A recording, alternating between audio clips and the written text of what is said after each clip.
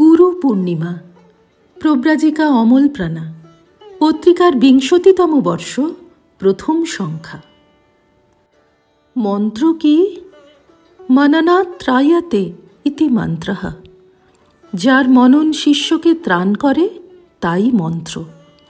মন্ত্র ইষ্টেরই শব্দরূপ। মন্ত্র সাধনা দ্বারা ইষ্টের উপলব্ধি হয়। সৎ চিৎ আনন্দস্বরূপ শ্রী ভগবানের নামই শব্দব্রহ্ম, আর তাঁরই প্রতীকী রূপ হল মন্ত্র। জপ সেই মন্ত্রেরই পুনঃপুন আবৃত্তি, হাতে বা মালায়। পতঞ্জলির যোগসূত্রে আছে তজ্জপস তদর্থ ভাবনম, অর্থাৎ জপ করতে হবে অর্থ ভাবনার সঙ্গে। এইভাবে অনন্য মন হয়ে জপ করলেই সাধকের অন্তর্নিহিত শক্তি জাগ্রত হয়।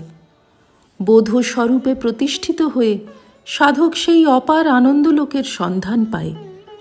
তা না হলে শুধু যান্ত্রিকভাবে জপ করে যাওয়ায় কোনো ফল নেই। জপ ৩ রকম: বাচিক, উপাংশু এবং মানস। মুখে উচ্চারণ করে যে জপ তা বাচিক। অতি মৃদুস্বরে কেবল ওষ্ঠকম্পিত করে যে জপ তা হল উপাংশু। এতে উচ্চারিত মন্ত্র শুধু সাধকেরই কর্ণগোচর হবে। ২টি স্তর পেরিয়ে সাধক যখন একান্ত মনে নীরবে জপ করেন, সেটি হল সর্বশ্রেষ্ঠ মানস জপ।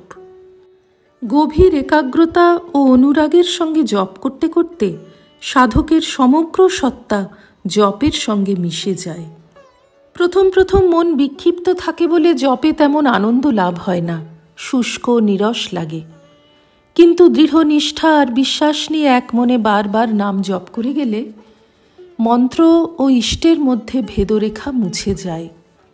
শ্বাস প্রশ্বাসের সঙ্গে সঙ্গে ভক্তের সত্তা তার ইষ্টের সঙ্গে একীভূত হয়ে যায়।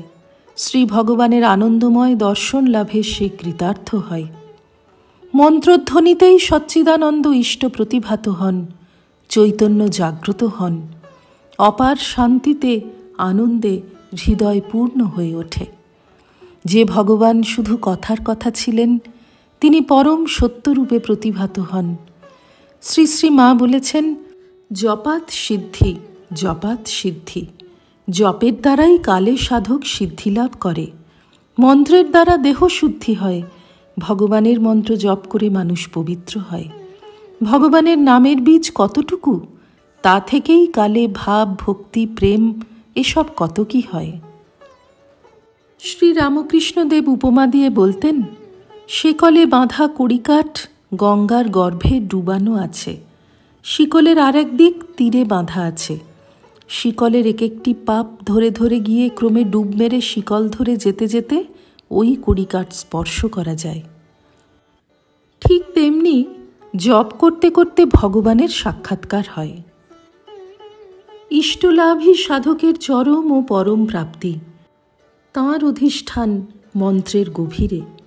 ইষ্টমূর্তিকে হৃদয়ে স্থাপন করে মন যখন তাঁর নাম জপে একাগ্র হয়, তখন সাধকের কাছে তার ইষ্টমূর্তি জীবন্ত বলে অনুভূত হয়। কখনো কখনো এমনও অনুভূতি হয়, ইষ্ট সচল রূপে তার সঙ্গে বিহার করছেন, তার সঙ্গে আলাপ করছেন। সাধকের মন তখন শান্তিতে, আনন্দে ভরে ওঠে। শ্রী রামকৃষ্ণার্পণমস্তু।